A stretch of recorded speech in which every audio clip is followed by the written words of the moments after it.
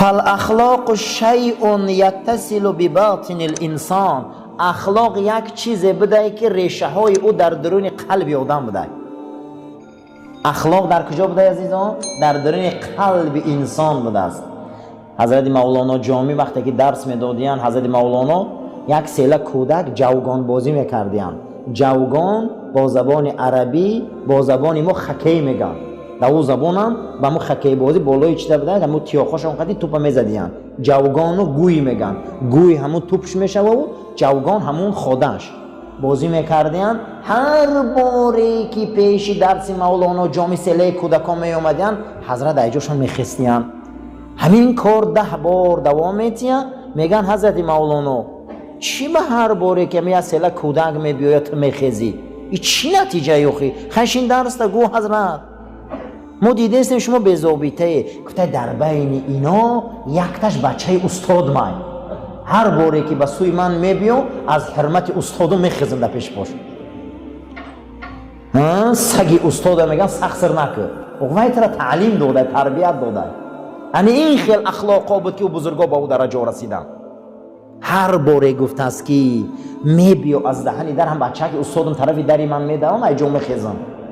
استادم در همی کله استاد من خیال میکنم گرفتن در کله بچهش موندیم. هم خیلی چهره شد. این خیلی شخصیت ها بود. سلوک عمل و ارادیون. سلوک این اراده انسان بوده. یا اراده ها هسته ضعیف، اراده ها هسته خوب. ما باید اراده داشته باشیم. حضرت عمر رضی الله تعالی عنه بت پرستیدگی هست یا نه؟ البته حضرت عمر رضی الله تعالی عنه در زمان حال مسلمان نبود، مسلمان ها را غم میداد یا نه؟ البته حضرت عمر رضی الله تعالی عنه آیا برای پیغمبر صلی الله علیه و سلم کشتنش نقشه کشید یا نه؟ البته خانه ارقم ابن ابی ارقم به سر رسول الله آمد یا نه؟ اما بینه که مسلکش چخیل علیشه، سلوکش بین چی علیش کرد راه و رویش عمره؟ اراده او. حضرت عمر راه و رویش چی علیش کرده بوده؟ اراده. عزیزم نوسه پرتا اراده نداره نمیتونه.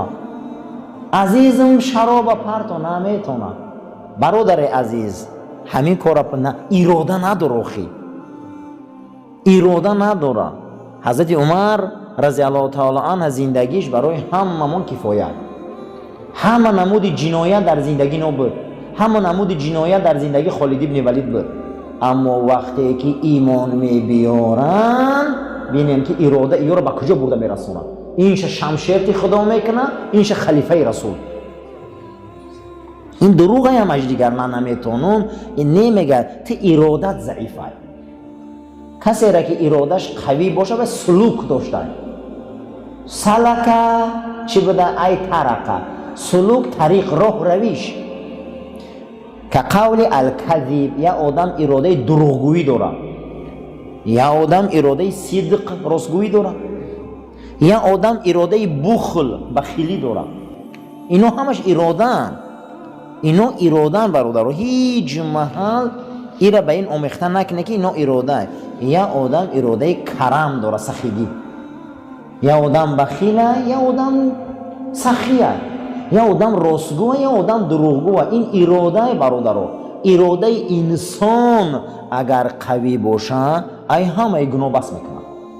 اراده آدم ضعیف باشه پیغمبر اگر موعظه کنه کو یگون چی نمیشه.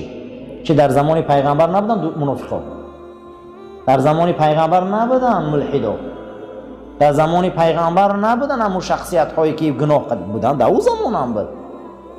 معلومه که اراده چیزی مهمه. فتزح ان الخلق حالت راسخه فی النفس. برای ما روشن شد که اخلاق یک کاری روشن و بقوت در نفس آدم بده. اخلاق در درون بده. انا همون میکروسیخمه هایی بده که در درون آدم بده. اون میکروسیخمه ها با واسطه اخلاق، با واسطه رفیق بد، با واسطه محیط بد، با واسطه طعام بد، با واسطه تربیه بد همون ضعیف میشدن. آدمیزاد خدا یک خیل خلق کردگیه که ای راستی خرسند میشوه. دین در کار نیست. من از پیش یک آدم دارم دین نداره راستش کو نقضت میبینم، دین نداره خیانتش نک نقضت میبینم، دین نداره دزدی نک نقضت میبینم، دین نداره. وای برای همین در بدن ما میکروسیخمه های بوده که در نفس ما بوده. انمو ضعیف میشیدیان، انمیو رسوا میشیدیان، بعضی اونها میمردیان.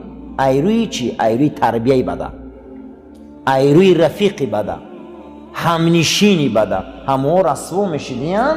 پیغمبران می اومدیان همه را پره میکردیان. برای همین رسول الله صلی الله علیه و سلم گفتیان که من آمدم که شما را اخلاقاتانه پره کنم، اخلاقای حمیده در شما را رسانم. ولیس شیئا خارجا مظهریا، اخلاق یگان چیزی در بیرون نیست که او ظهور کنه و رنگ لنته سرخ او را بینه، او را دیده نمیشوه. او را به واسطه دست و پا و رفتار و گفتار و کردار ای بیرون تو درون میداری. کی دوست نمیداره که بچهش در پیش چهار زانو شینه؟ کی دوست نمیداره که بچهش در پیش دو زانو شینه؟ کی دوست نمیداره که ای در درای زنش را پیش باز گیره؟ کی دوست نمیداره که وقتی خانه درای ای خانه بوی عطر برایم؟ کی دوست نمیداره که درای خاندانش زن داشته باشه مشفق مهربان که مشکلات های این زیاد هم باشه این آرامش کنه؟ کی دوست نمیداره؟ همه دوست میداره. این وابسته ای تربیه خمونه. امروز که ما فرزندا را درست تربیت کردیم، زنمون را درست تربیت کردیم، رسول الله صلی الله علیه و سلم فرمودند که در بعض شعرها، حدیث در امام ترمذی هم هست، در امام احمد هم هست، در بعض شعرها و قصیده ها تربیت یا اخلاق، در بعض سخنها مثل سحر تاثیر است. این خیلی همه شعر رد نکنی. بعض شعرهایی هستن که آدم در اخلاق تربیت میبیارن، قصیده هایی هستن که آدم ها را میلرزونن، آدم ها را میبیارن. حتی صحابه ها رضی الله تعالی عنهم در وقت جنگ، در میدان های جنگ رجز میخوندن. چی میخوندن؟ رجز. رجز چی را میگن؟ یک بحر شعری است. در زمانهای ما مکتب بچه بودیم، من شعر بدم، من کلام میشوم قهرمان. همین رجز یمین که آدم را میجمونه. صحابه در همون زمان رجز میخوندن. حتی پیامبر اکرم صلی الله علیه و سلم در روزی که مسجد نبوی را میساختن، حضرت همون روز رجز میخوندن، شعر میخوندن که اللهم لا عیش الا عیش الاخره. ای پروردگارا، یگان راحت رنگی راحتی جنت بزرگ نیست، یگان راحت رنگی راحتی آخرت بزرگ نیست. اللهم لا عیش الا عیش الاخره. ای پروردگارا، رگان راحت و معیشت رنگی معیشت آخرت نیست. فاغفر المهاجرین والانصار. بخش گناه مهاجران و مردم مدینه را. یعنی که معلومه که شعر رجز تأثیر داره. پیامبر در بعض شعرها تأثیر است، در بعض شعرها نصیحت است، در بعض گپ‌ها رنگ سحر تأثیر است. همین زن تا یک بار نصیحت که، دو بار نصیحت که، کودک تا یک بار دو بار تأثیر میکنه.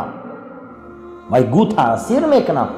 بچه می خیل شین، بچه می خیل شین، زنک این خیل که با وجوده که خودت اهل تقوا و اهل مغفرت باشی، چرا تأثیر نمیکرده؟ و یک بار گفتی، دو بار گفتی، سه بار گفتی، تأثیر که نکرد، همه خودت ساقط میشه و گناهگار خشن میشه. اخلاقی خیلی نبوده که ما او را در بیرون بینیم، رنگ گلها و رنگ دیوار و رنگ هوا، این خیلی مقصد رنگ آسمانی کبود بینیم. نه، اخلاق ای درون ما بوده، با واسطه دست و پا و زبان و چشم ما خودش نشان میداده که ما چه خیلی آدمیم. الحمدلله، الحمدلله. خدای ما را اهل اخلاق گردان، خدای ما را اهل تمیز گردان که با واسطه دست و پا و زبان و چشمان یک کارایی را نشان دهیم که مورد رحمت باشه. ما کتابایی داریم با نام سیرت النبی، سیرت رسول اکرم. پیغمبر چخیلی زندگی کرد، چند سال زندگی کرد، در رابطه هاش چخیل بود، در اخلاقش چخیل بود، با مردمی با ایمان چخیل بود، با مردمی به ایمان چخیل بود. این را میگن سیرت. این معنی سلوک همین بده که همین سیرت آدم بده است. میگفتن که آدم صورتش نگاه نکنه، سیرتش نگاه کن. هم خیلی گپ هستن. صورت آدم نگاه نکن، سیرتش نگاه کن. سیرت چی بوده؟ مذهبه، راه و رویشش. مذهب چی بوده؟ راه و رویش. یا آدم میگن که تو در کدام مذهبی، اینا گمان میکنن مذهب چیه؟ مذهب راه و رویش بوده یخی. یا آدم راه و رویش دینداری داره، یا آدم راه و رویش بدینی داره، اما این مذهبه. یا آدم راه و رویش اخلاقی داره، یا آدم راه و رویش به اخلاقی داره. همین را مذهب میگفتیم. یک نامش سلوک بوده. در علم اخلاق نام همین چی بوده؟ سلوک. و اتجاهه، یعنی که کوشش و راه و رفتارش. سلوک راه و رویش، رفتاری اون انسان، کرداری آدم.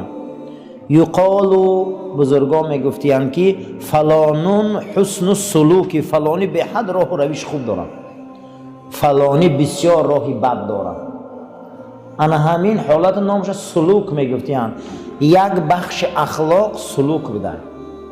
راه و رویش ما، راه و رویش کیه یوخی؟ ما مؤمنیم، خدا مؤمنه. در قرآن سوره مؤمنه، در قرآن سوره مؤمنونه.